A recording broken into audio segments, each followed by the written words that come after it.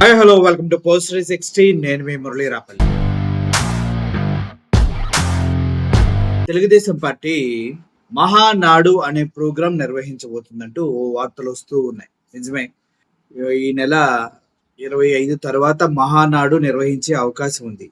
So ఈ మహానాడు నిర్వహిస్తున్నప్పుడు దానికి వ్యతిరేకత ఎక్కడొస్తుందో, ప్రజలు సూపర్ సిక్స్ల గురించి ఎక్కడ అడుగుతారు, ప్రజలు అనేక రకాల పథకాల గురించి ఎక్కడ అడుగుతారు, ఎక్కడ గొడవ చేస్తారు, నిరుద్యోగ వృత్తి గురించి అడుగుతారు, ఇవన్నీ ప్రభుత్వం ముందు ఉన్నటువంటి పెద్ద పెద్ద సవాళ్ళు అనమాట. ఎందుకంటే సూపర్ సిక్స్ ఇస్తానంటూ అధికారంలోకి వచ్చిన చంద్రబాబు నాయుడు గారు ఇవ్వలేదు. కరెంటు బిల్లులు తగ్గిస్తానంటూ భారీగా పెంచేశారు. రైతుల బ్రతుకులు రోడ్డు మీద పడ్డాయి.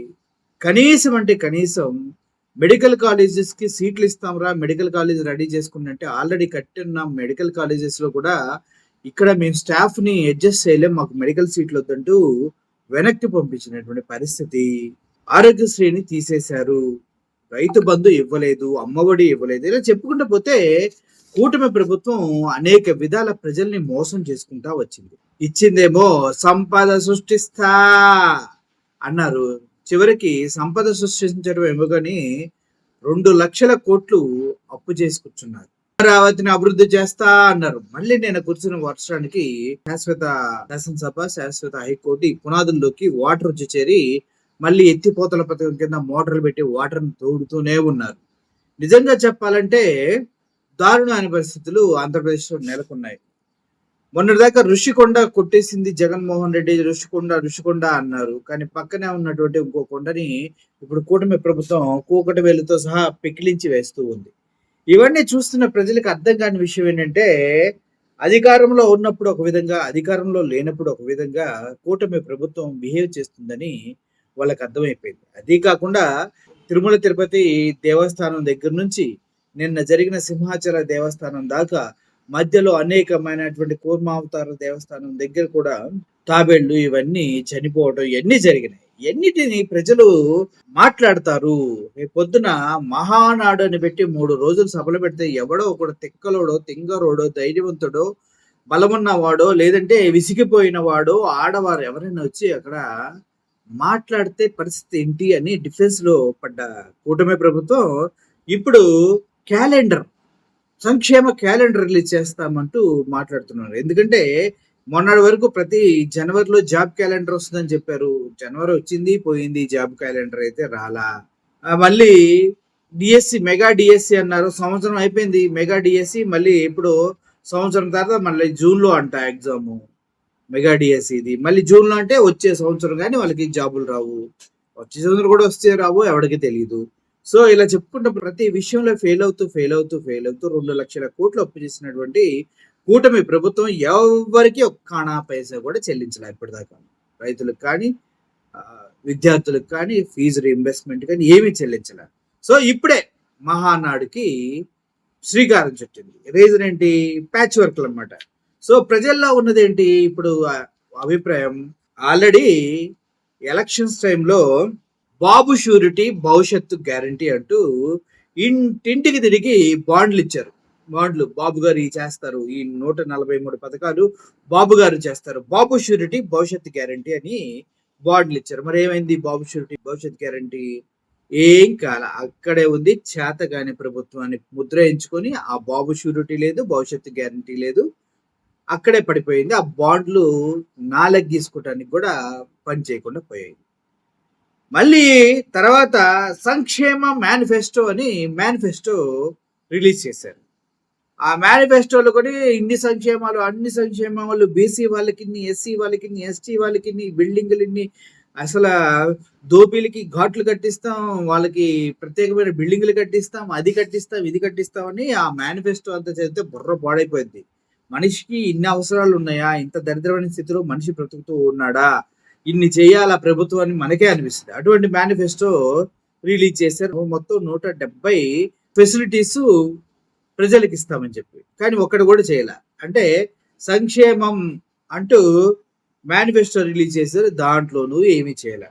ఆ తర్వాత 6 పథకాలని ఇంటింటికి వెళ్ళి పాంప్లెట్స్ పంచి నిమ్మల రామానాయుడు అయితే నీకు 15 నీకు 18 నీకు 15 నీకు 18 అని పాట పాడి ప్రజల్ని మోసం చేశాడు. పైగా నీకు జాబ్ వచ్చిన తర్వాత నీకు వాలంటరీ 10,000 పెరిగిన తర్వాత నాకు పూతరేకులు తీసుకొచ్చివ్వు, నాకు జున్ను తీసుకొచ్చివ్వు అన్నయ్య నా దగ్గరకు వచ్చి మాట్లాడు, మీ కష్టపడ్డారు, మీ కష్టం పోవడానికి వీల్లేదు అని ఒకరితోటి. అమ్మ పిల్లల భవిష్యత్తు అమ్మ నీకు 13 నీకు 15 నీకు అయ్యో ఇంకొక అమ్మాయి వచ్చింది అమ్మాయికి 18 అలా చెప్పి సొల్లు సొటారం కబుర్లు చెప్పి ప్రజల్ని మభ్యపెట్టారు. అవునా కదా? కానీ ఒకటన్నా ఇచ్చారా? లేదు. అంటే బాబు షూరిటీ భవిష్యత్తు గ్యారంటీ లేదు, సంక్షేమం ఇంత చేస్తామని ఇచ్చినటువంటి మేనిఫెస్టో గురించి దిక్కు దివాణం లేదు, పాంప్లెట్లు పంచి మరి సూపర్ 6 ప్రచారం చేశారు, దానికి ఎటువంటి లైబిలిటీ కలిగించలేదు, అంటే కార్యాచరణ కలగలేదు. మళ్ళీ ఇప్పుడు వచ్చి మేము మహానాడులో సంక్షేమ క్యాలెండర్ రిలీజ్ చేస్తాం, ఏ రోజు ఏ సంవత్సరం ఎప్పుడు ఏది వస్తుందో అది ముందే చెప్తాం అంటున్నారు. జగన్మోహన్ రెడ్డి గత 5 సంవత్సరాల్లో చేసింది ఇదే. ఆయన డేట్లు చెప్పి మరి ప్రజలకి బట్టలు నొక్కి సంక్షేమం ఇచ్చాడు. కానీ మూలనున్న ముసలమ్మ బటన్ నొక్కుతుందని చెప్పినటువంటి చంద్రబాబు నాయుడు గారు 74 సంవత్సరాల ముసలోడు ఇప్పటి వరకు ఒక్క బటన్ కూడా నొక్కలేదు. ఏంటంటే ప్రజలు అడుగుతూ ఉన్నారు, ఈయన ముసలోడే కదా, మూలన్న ముసలమ్మ నొక్కినప్పుడు ఈయన ఎందుకు నొక్కలేకపోతున్నాడు, జగన్ నొక్కినప్పుడు అంత చీపుగా మాట్లాడి ఇప్పుడు ఎందుకు బటన్స్ నొక్కలేకపోతున్నాడని మాట్లాడుతూ ఉన్నారు. మొత్తానికి వీళ్ళిచ్చే సంక్షేమ క్యాలెండర్ ఎందుకు పనికి వస్తుందో అంటూ ఒక అబ్బాయి ఒక వీడియో చేశాడు, అది మీరు చూడండి. ఇప్పుడు టీడీపీ వాళ్ళు మహానాడు పెట్టి సంక్షేమ క్యాలెండర్ ఇస్తామని చెప్తున్నారు ఏడాది పూర్తయిన సందర్భంగా. దాని మీద మీ అభిప్రాయం ఏంటి? ఇప్పుడు ఎన్నికల ముందు బాబు షూరిటీ భవిష్యత్తు గ్యారెంటీలు అని చెప్పేసి బాండ్లు ఇచ్చినారు. ఓకే, అదే ఎన్నికల ముందు సంక్షేమ మేనిఫెస్టో ఇచ్చారు. ఓకే, సూపర్ 6 అని ఇంటి తిరిగి గడపడ తిరిగి పాంప్లెట్లు పంచారు. ఓకే, అన్ని తీసుకున్నారు కదా. ఇప్పుడు సంక్షేమ క్యాలెండర్ కూడా ఇస్తారు, తీసుకొని ఇంట్లో గోడ తగిలించుకోండి. ఇంకో 4 ఏళ్ల పాటు మన విజయనగర్ గారు సంక్షేమం రాసి క్యాలెండర్లు ఇస్తారు, తీసుకొని గోడ తగిలించుకోండి. చూశారు కదా, ఇంతే నోటితో మాటలు కోటలు దాటేలాగా చెప్పడం, చివరికి అబాసు పాలైనా కూడా సిగ్గు లేకుండా దులుపుకొని వెళ్ళటం కూటమి ప్రభుత్వం తత్వం అంటూ చాలా మంది మాట్లాడుతూ ఉన్నారు. నిజంగా అటువంటి నేచరే గనక చంద్రబాబు నాయుడు గారికి ఉంటే మార్చుకుంటే తప్పించి ఫ్యూచర్ లో ఎటువంటి ఉపయోగాలు ఉండవు. కొత్తగా లోకేష్ గారు కూడా తయారయ్యారు. గ్రీన్ ఎనర్జీని రాష్ట్రంలో రెన్యూవబుల్ ఎనర్జీని ఇంట్రడ్యూస్ చేస్తుంది చంద్రబాబు నాయుడు అంటూ అబద్ధాలు చెప్తూ ఉన్నారు. ఎప్పుడో ఏపీ గ్రీన్ కో ప్రాజెక్ట్ ని రెడీ చేసి 7 మెగావాట్ల ఎనర్జీని ప్రొడ్యూస్ చేయడం, 7 మెగావాట్ల కరెంట్ని ప్రొడ్యూస్ చేయడం జగన్మోహన్ రెడ్డి గారి హయాంలో స్టార్ట్ అయిపోయింది. శ్రీకారం చుట్టిన, ముందడుగు వేసిన, ప్రజలకు సంక్షేమాన్ని అందించిన, అన్న మాట మీద నిలబడ్డ, మాట కోసం అబద్ధపు వాగ్దానాలు చెయ్యలేను, నేను కావాలంటే ఓడిపోతాను అంటూ ఇన్ని పథకాలు నేను ఇవ్వలేని గుండె నిబ్బరంగా చేసుకుని ధైర్యంగా వెన్ను దన్నుతో చెప్పిన ఏకైక నాయకుడు జగన్మోహన్ రెడ్డి.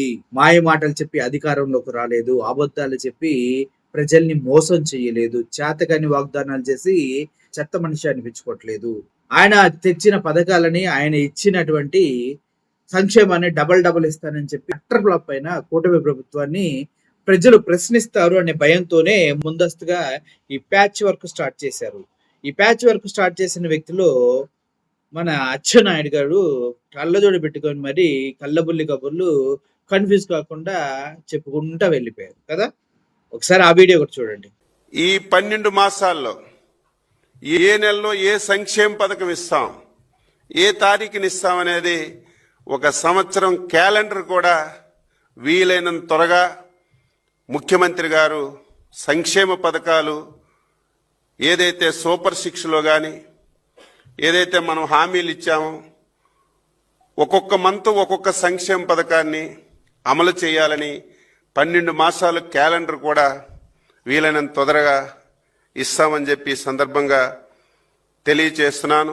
ఇంట్రెస్ట్ పోయింది, ఎందుకంటే ప్రతి దశలోనూ పెంట చేస్తుంటే నాకు ఇంట్రెస్ట్ లేదు. సో వీటిపైన బాబు షూరిటీ లేదు, భవిష్యత్తు గ్యారంటీ లేదు. ప్రజలు కూడా ఈ మహానాడులో గలమెత్తి ప్రశ్నించి గల్లా పట్టుకుంటారు. ఎందుకంటే లోకేష్ గారు అడిగారు కదా, నేను గనక ఈ చేయకపోతే ప్రజలు నా కాలర పట్టుకుని అడగొచ్చని. రేపొద్దున మహానాడులో జరగబోయేది అదే. ఒకసారి చూస్తూ ఉండండి. Thank you for watching this video. Murali signing off. Thank you so much.